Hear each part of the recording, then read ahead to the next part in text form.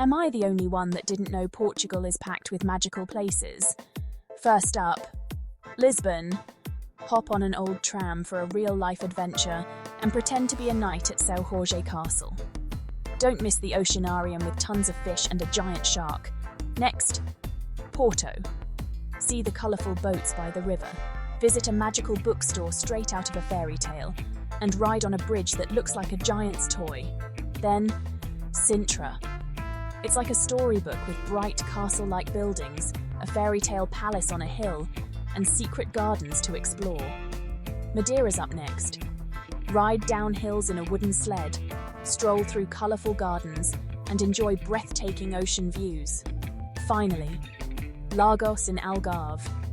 Build epic sandcastles on beautiful beaches, see cool cliffs, and take a boat to hidden sea caves from an adventure movie.